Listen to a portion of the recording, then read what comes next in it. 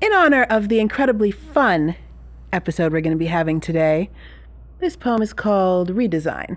Just me having a little fun with if I could rebuild a house completely perfectly. A house with two doors, one to say welcome and one to escape unseen if needed. There's a tree outside the front, perfectly positioned to be swept dramatically by currents in moderate winds, but that an extremity will only fall in the neighbor's yard.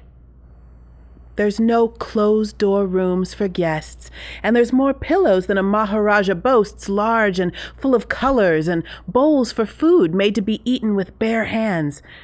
A special building out back, around the corner from any sight lines, no one should see it. That's the building for brooms, vacuums, soaps for dish and laundry, and a bulletin board for to-dos. It should be soundproofed, because right now I can hear them all calling, even in my sleep. The curtains are cloud blue, and there's fountains that sound like rain upstairs and streams running through downstairs, for variety, but no radios, computers, phones, or TVs. Perhaps a C, so I can have bottle messaging, if necessary. Do you think you could arrange all that for me?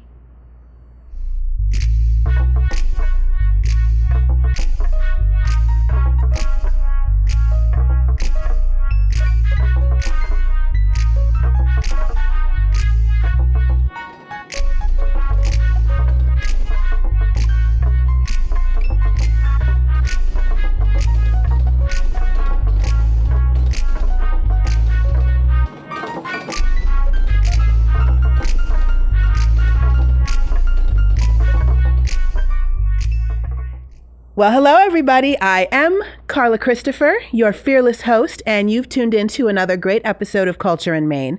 We have tons of fun coming up for you today. We have our on-the-street music correspondent, Amy Mummert, who's going to be stopping by with Rhyne McCormick. You're going to love him. And then after that, we have one of my great friends and a truly talented emerging local artist who also just turned 10 years old, so he's now officially double digits, Missi McLaren. And he did bring his mom, Missi McLaren, a Parliament board member and an incredible local poet, along to help him. And they're going to be introducing us to children's poet Anne Brooks, who does some of the best sea poetry and nature poetry you're ever going to hear. And they're going to be joined by York's own Jon Scallion, who you'll recognize from Hell's Kitchen, and Cody Kilburn, a super talented young musician. So buckle your seatbelts, and thanks for joining us here on the corner of Culture in Maine.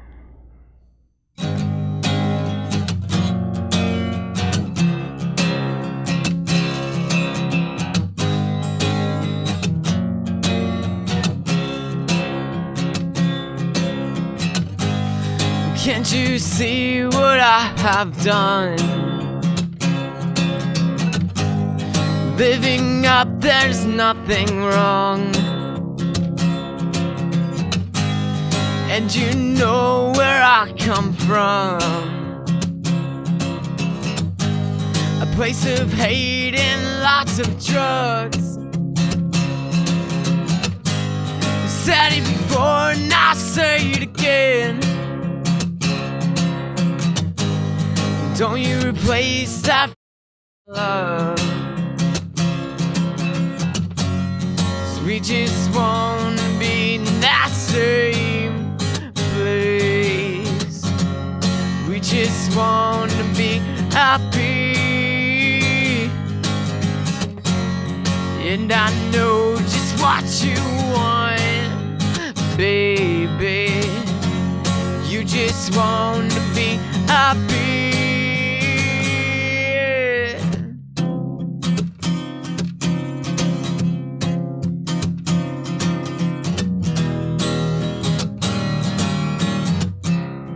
I can't say I haven't been where you are, in a dark room with a bottle in the night. Well, no, you thought it out, so put it down and think twice. Well, know you thought it out, so put it down and think twice.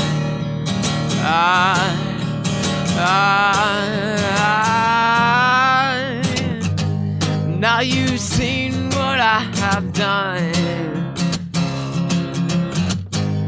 Contemplating a loaded gun. We're sick of living on the run. So find your place and follow the sun. I said it before and I'll say it again. Don't you replace that love. We just wanna be in that same place. We just wanna be happy. And I know just what you want, baby. You just wanna be happy.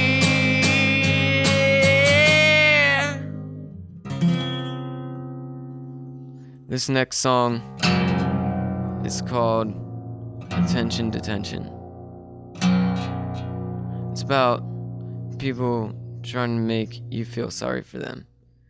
And we'll cut it. It's mainly girls and an ex-girlfriend that I had.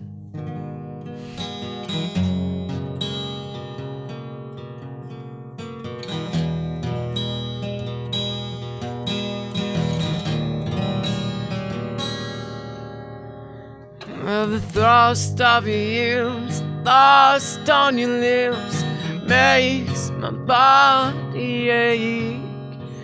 Well, my God, my God, my God, you know I've made a mistake, but I can't replace. Oh no, I've been such a fool for you. I've been a fool for you. Well, a fool for you. When a secret in the dark is fully exposed. Yeah, I knew. Yeah, I knew. I've been a fool for you. Well, a fool for you.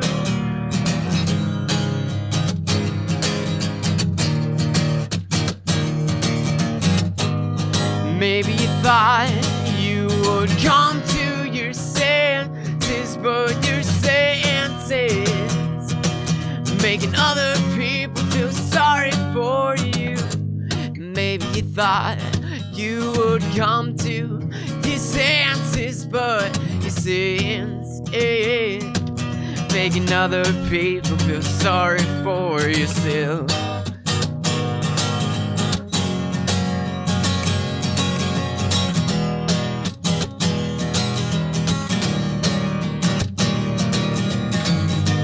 Temperature's rising and you're taking off your clothes. Well, just for tonight, you're somebody's new whore. Yeah, temperature's rising and you're taking off your clothes. Well, just for tonight, you're somebody to hold. So hold on to your feet.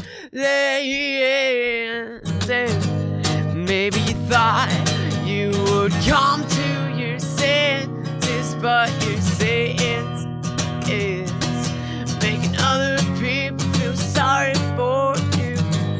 Maybe you thought you would come to your senses, but your sense is making other people feel sorry for your damn self. This is a new one. I don't even know what it's called yet, but I'm working on it.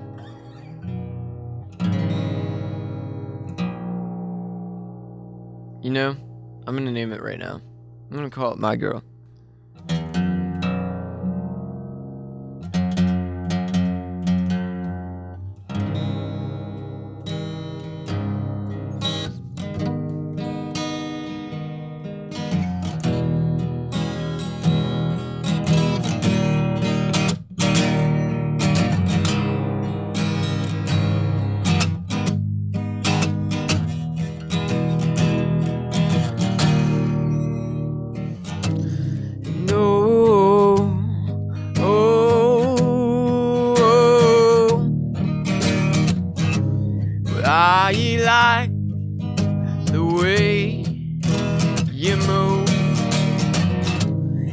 especially when I'm in your bedroom. Lay your blanket out on the moon.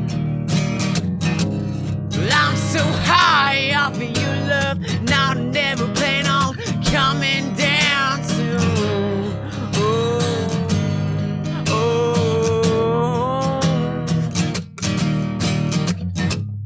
Take my shoes off on the floor. And if you're not busy, then give me some more. I know you are the one, no. And I know you are indecisive. But I want you, you know that I want you. And I want you to be my baby. Well, I know your spots, what gets you hot. You tell me no, but I know you like it a lot. We'll take my hand and we'll conquer them all. Life's too short, so let's have a ball. Oh, yeah. And I know you are the one, oh. And I know you are indecisive. But I want you, you know that I want you. And I want you to be my baby. But you know that I like the way you move, especially when I'm in your bedroom. Lay your blanket out on the moon. Life's too short, so let's go soon. Well, I know you are the one, and I know you are indecisive. But I want you, you know that I want you.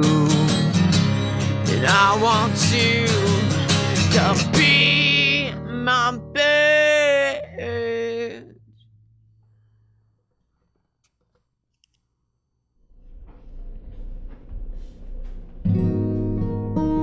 It's been gone, now it's over. The only one sober.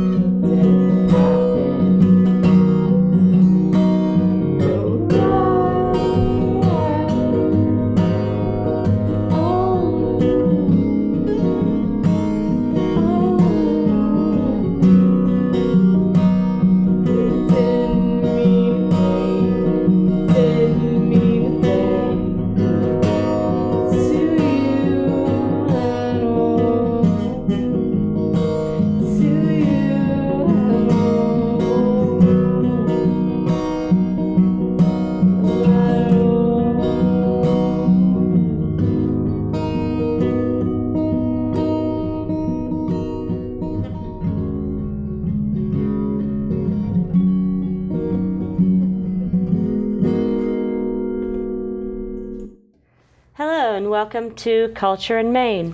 My name is Missi McLaren. I'm a local poet here in York, and today's episode is going to be hosted by my son, Nicholas McLaren.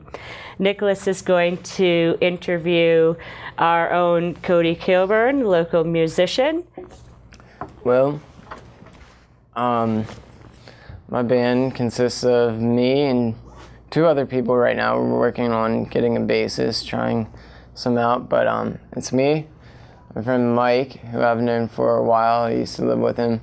He's the guitarist, and Sheldon, who is a drummer. And I came across Sheldon at 4th of July fireworks. I was playing one of my songs, and he came up to me. He said he really liked it, and he said he had 10 years of experience on drums. So I asked him. So I formed this band. I'm lead singer. The band's called Water for Breathing, and hopefully we'll have some stuff out soon. Gotta practice though. Where can we find your music? My solo music, I have a Facebook page, Cody Kilburn, just my name, and I post up and coming events and links to where I put my music in. Right now I only have one place where I put all of my music. It's called soundcloud.com. Just look up my name and you'll find everything that I put up on there. Is trying to be a rock star different than you thought it would be when you were a kid? Trying to be a rock star? Not really. I mean, all you gotta do is keep a positive mindset and follow your dreams, and don't give in to anything anybody tells you that you don't like. If it's negative, shut that down. Bring back the positive, just keep going. That's all you can do. You can do whatever you want to do. How did you learn how to do this? Well, I had to see the darkness before I saw the light, and I've always doubted myself.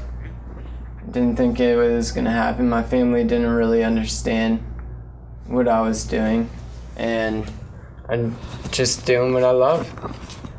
I love what I'm doing, so that's how I really did it. Just gained confidence and started practicing, took it seriously. In a few months, I'm here. Do you write your own music or lyrics? Yes, I do. Yes, I do. What inspires you to write your music? Everything around me, life. I inspire myself, and everything that I've been through in the past has put me to where I am now. And, people I love, all of you guys, my family, friends. Is there anywhere local we can see you play? Every second Saturday of the month I play at the Office Furniture Warehouse, they host an open mic there, and I'm actually I've started a few art pieces that I'm gonna sell there or donate, and you can see me play there. I got booked to play a gig in Red Lion sometime in a few months, but I haven't really been focused on playing out anywhere right now because of me starting this band and wanting to take more control with that and get gigs that way, and it'll be a lot more fun. When you do a show, you gotta put on a show. You don't want to just be sitting up there with your acoustic all your life and just being like, feel this. No, you want to be like, feel this. Who's the coolest person you've ever met? You. Yeah, everybody is the coolest person I met. What's the weirdest place you've ever performed? Weirdest place? What did I say? A Quick Six here in York, called Thirsties. It's about the weirdest place I've ever performed. And in the Park City Mall at FYE, but that's not really weird, that was just random. Yeah. What advice would you give to about music to someone my age? Music is love. And if you love music, then I would say follow your dreams. You can literally do whatever you want. Anything you've ever wanted to do, you can make it happen just by wanting to do it. And someone your age, if you're interested in music, do it. Because it makes everything better for me. I started playing music when I was in elementary school. In like 6th grade, I had a band. We played the talent show. Ever since then, I was like, I want to be a rock star. Yeah. All right. Is that it? Yep. We have a very special guest for you, also going to be interviewed by Nicholas. We have Jon Scallion here, who is a current contestant on the show Hell's Kitchen on Fox. My name is Jonathan Scallion. I'm from Long Beach, California originally. I live in York, Pennsylvania. It's funny to hear people say, we're not surprised, man. Like, it doesn't surprise me. You deserve to be on that show. There was a clear winner, a burger that stood head and shoulders above its competition, Jon. Sweet. We have no doubt in our minds that you're going to take it all the way. And I'm like, good, me neither. The winning dish belongs to Jon. Well done. I want a challenge, man. I really want a challenge. Jon, just taste that. Hurry up. Come on, taste it. Get a spoon. It's just bland. Need salt. Yeah, it just needs salt. You know that. I really want to get out there and rock and roll. I want to have the opportunity to work for, at least and compete with Chef Ramsay. You know, if he's barking at me the whole time, cool, man, keep barking at me, because that gets me motivated. That gets me, you know, doing my thing. Keep the pan down. Yes, chef. We don't cook in midair. You're not air stewardess. Yes, chef. Oh, I want to win, man.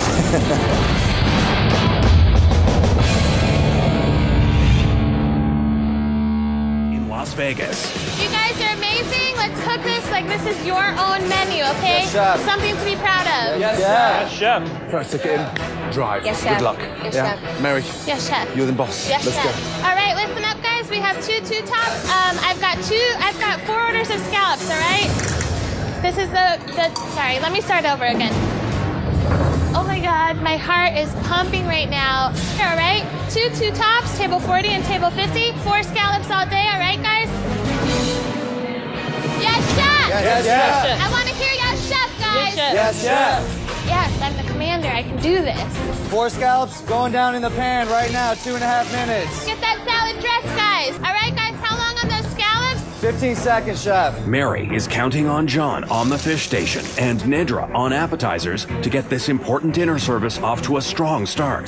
Nedra, you working on my scallop garnish? Yeah, I'm working. Thank you. Whatever I can do to push out these abs, I'm gonna do it. I'm a bad. 4 scallops walking. I need my salad, guys. Yes, ma'am. Would you like them, chef, right here? Set them right here, please. There you go. Thank you. All right, let's push it, Nedra. We need that Yes, push ma'am. forward, okay? Come on, guys. Push it. All right, good. Salad right here, chef. Did you taste the salad? No, chef. Taste the salad. Does it taste it? No, chef. Why didn't you taste it before you brought it? I'm sorry, chef. No, sorry, I didn't ask for polite. Why didn't you taste it? Taste everything. Yes, chef. Nedra, come on. I need you to pick it up. Oh my God. Don't worry about me, Mary. I'ma taste this. Yeah? All right. Here you go. Did you taste that? Yes, All ma'am. right. Okay, scallops are up. Next appetizer, guys. 1 tuna, 1 tortellini, 1 scallop, 1 gnocchi. How long? Nedra, she's talking to you. 3 minutes, chef. I'm sorry. Come on. Yes, chef.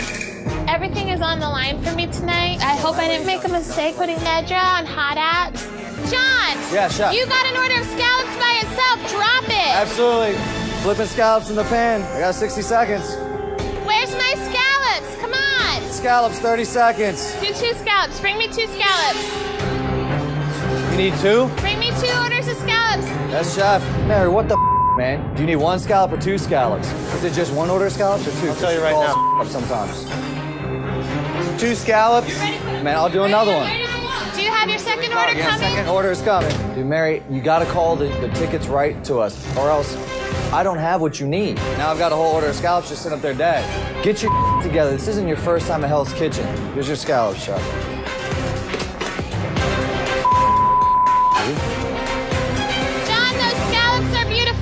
Thank you. How long have you wanted to be a chef?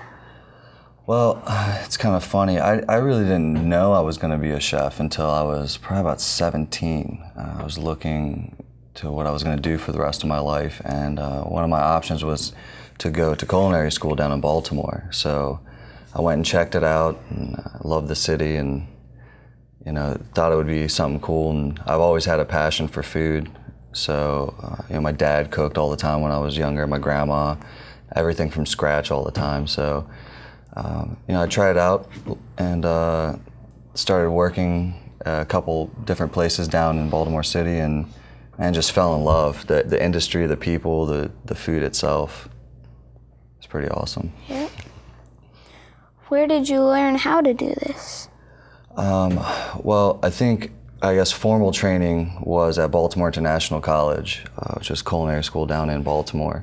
But I grew up, everybody cooking around me.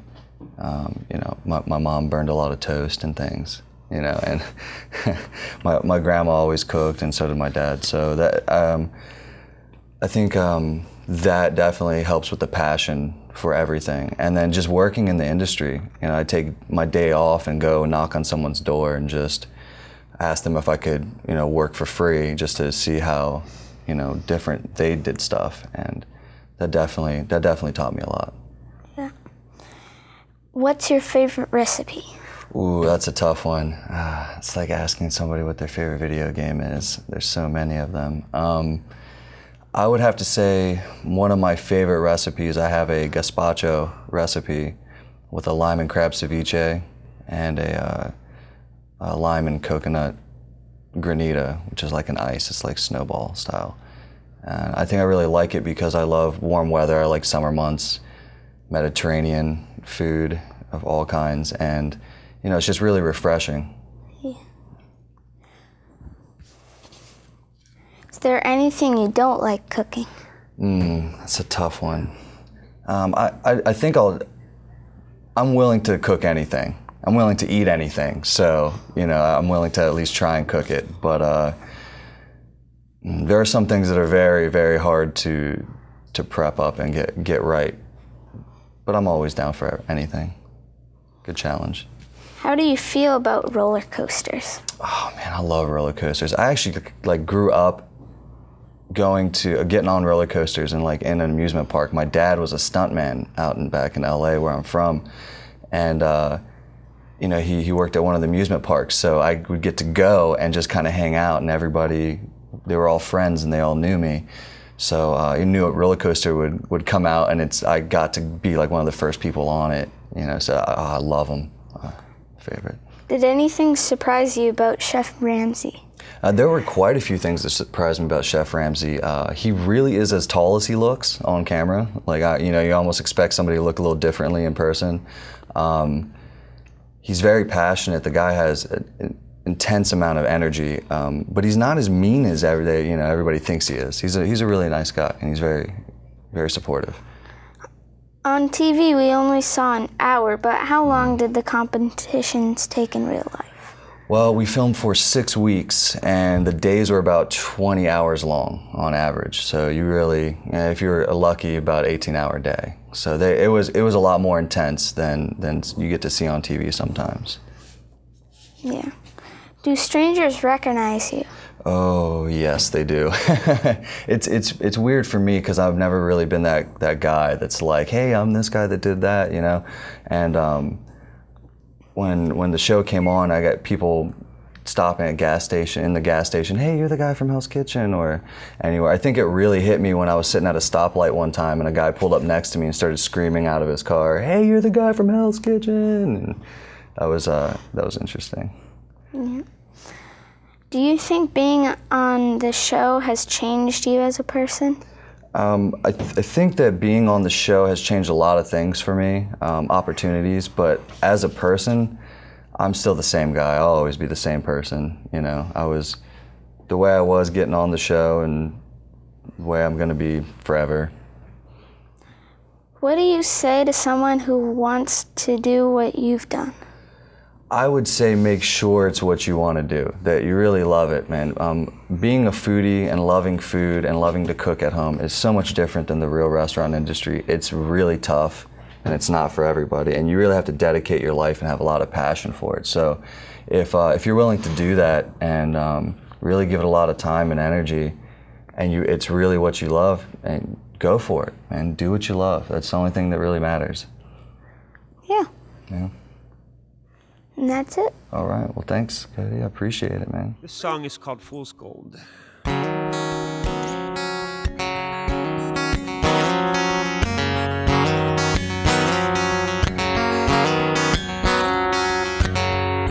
want the life you cannot live.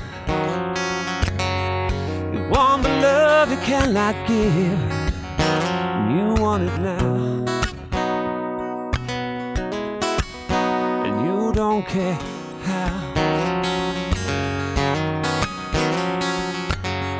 You want the time that can't be spent. You want the home without the rent. You want it now. And you don't care how.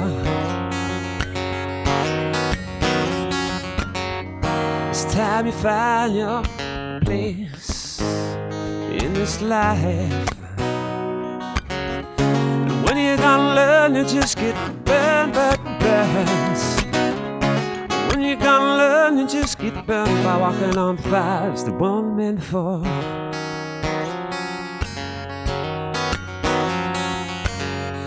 You want the truth to go untold. You want the heart and life the cold. You want it now.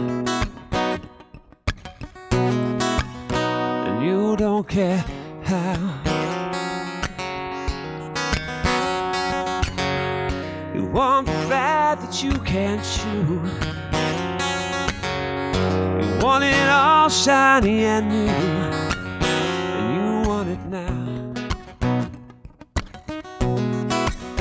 And you don't care how.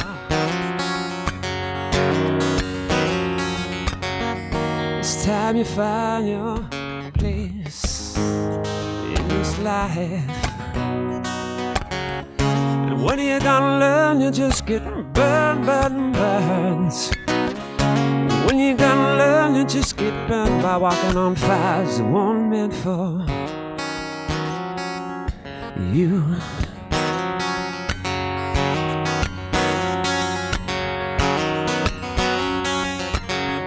It's time you find your place in this life.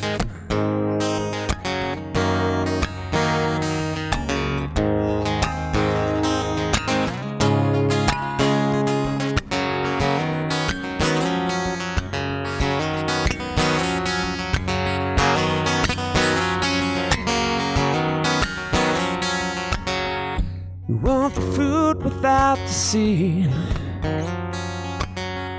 You want the heart that does not bleed. And you want it now. And you don't care how. You want the life without the death. You want it all when you hold your breath. You want it now. And you don't care how. It's time you find your place in this life. And when you're gonna learn, you just get burns. When you're gonna learn, you just get burned by walking on fires that weren't meant for you. It's all about you. All about, all about, all about, all about, all about, all about, all about, all about, all about, all about. You. It's all about you.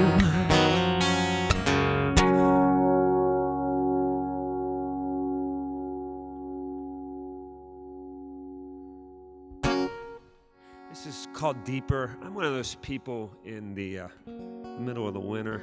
I get a little depressed because there's not a whole lot of sunshine outside, so this is kind of my own pep song.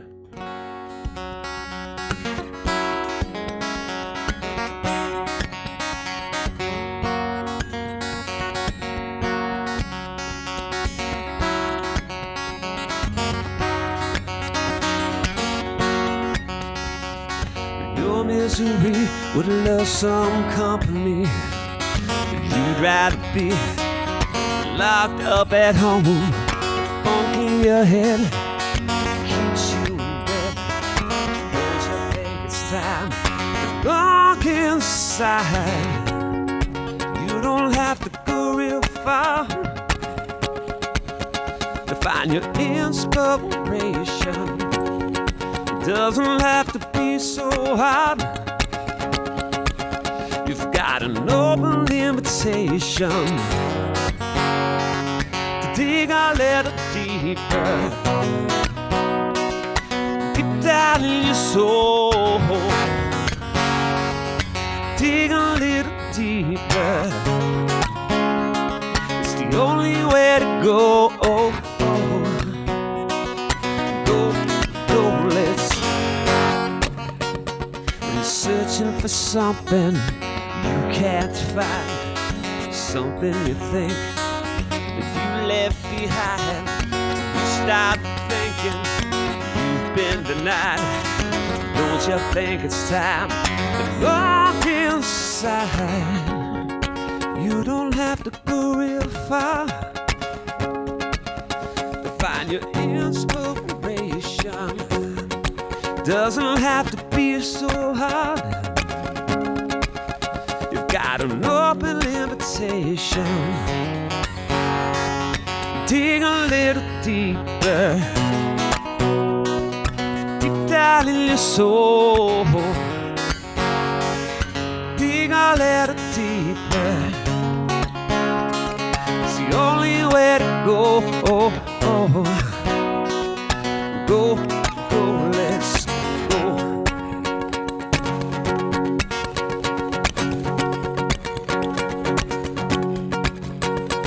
Your miracle will come deep, deep, deep. Your miracle will come from deep down inside. Your miracle will come from deep, deep, deep. Your miracle will come from deep down inside. Dig a little deeper, deep down in your soul. Dig a little deeper. It's the only way to go. Go, let's dig a little deeper, deep down in your soul. Dig a little deeper. It's the only way to go. Go, I said, go, let's go.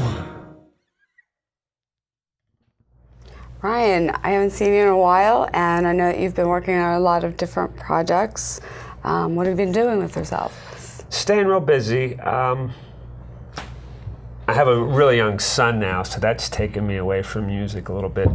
He's getting older now, so I have more time. The last 2 years, too, I've done a lot of writing at home and recording. I've gigged a little bit less. And I also went through a period where I stopped drinking. I've been sober for 13 months now. So I took a step back from the bars last year. And I still gigged, but I cut back. Mm-hmm. I had become the enigma that you want to avoid when you're a full-time musician of free alcohol and always having a good time. So we put the halt to that and we're doing things differently now. And I'm back to gigging 4 or 5 nights a week now, so I'm back at it full time again. Yeah, I've seen that. You do play out a lot. Do you want to tell us some of the places that you tend to play? You said you have some standing gigs already? Yeah, I'm doing a regular Tuesday night at Momo's in Harrisburg, barbecue place. They do music 5 nights a week, and I'm doing a singer-songwriter showcase thing. So I have a different guest each week.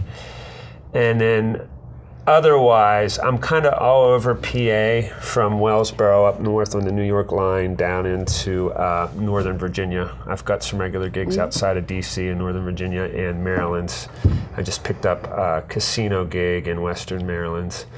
And I'm still doing 90% cover gigs where I play some of my originals, and then 10% of the time I try to get out and do straight up original gigs, which is not necessarily a big money maker, but is where my passion lies. Now, you played original music for us just a little while ago. Yes, you wrote both of those absolutely. songs?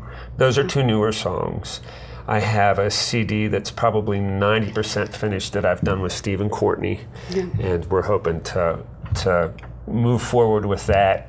Actually haven't seen or talked to Stephen in a while. We're supposed to be doing lunch sometime soon, so we can have a meeting to wrap that project up. And then I've also started another songwriting project with a producer, Rich Ralston from Wellsboro, not a local guy. And that's more of a band thing. We're co-writing, and we have other band members involved. So that's kind of new for me. I'm not used to sharing the songwriting management into things. So it's a good learning process to see how other people work. Okay, so now the other day we were talking on the phone, and you were busy because you were laying down bass tracks. Now, are you laying down more than the guitar tracks, or do you have other musicians I have come other in? musicians involved. I have a group of musicians in the Harrisburg area that I've gigged with over the years, and some of those guys I always use in the studio. That particular bass player is named Jon Scallion, and he's played on my last 3 CDs, and he's also a solo acoustic guy and does songwriting stuff, but he's an amazing bass player. So he lived in Austin for a long time, and now he's back home in Harrisburg. So yeah, lots of people involved.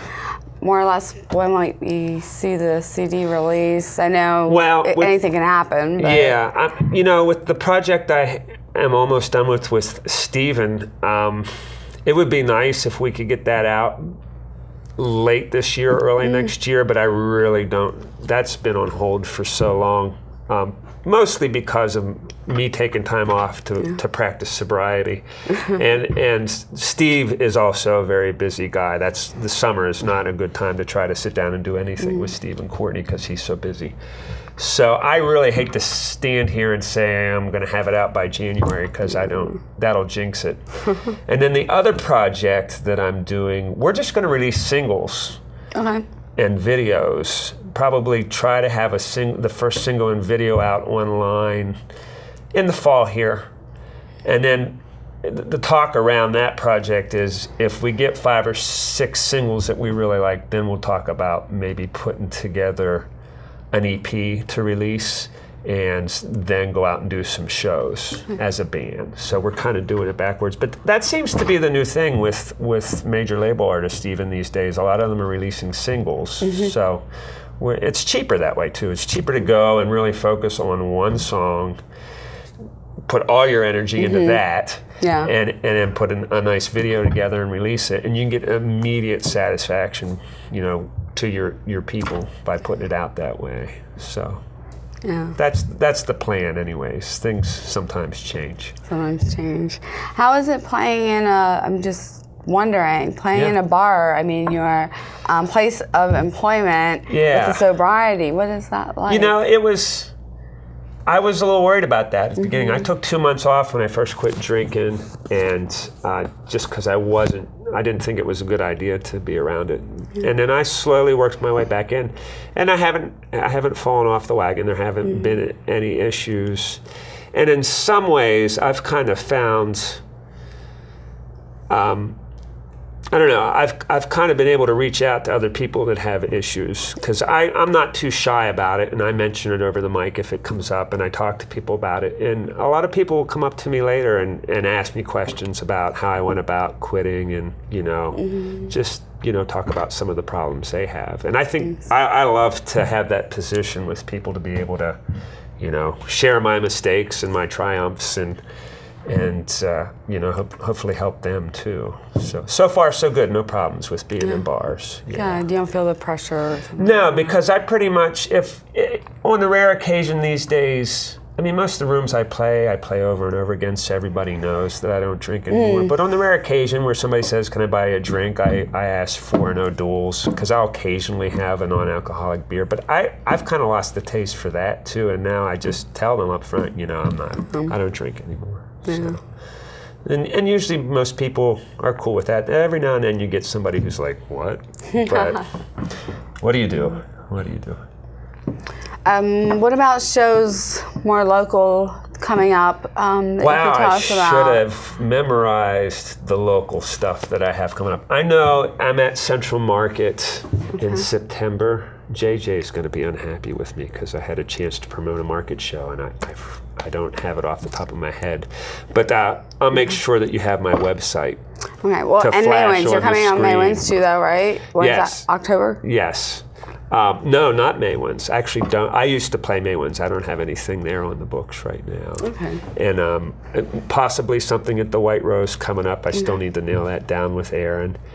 And off the top of my head, working on something at 7 in New Freedom, because I'm spending a lot of time down there these days.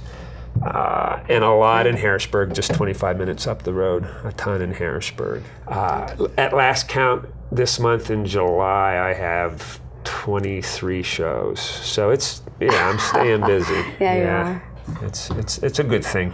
Yeah. On that note, a good thing. Yes. Thanks for coming out. Absolutely. Thanks for having me. Thank you so much. Thank you, Amy.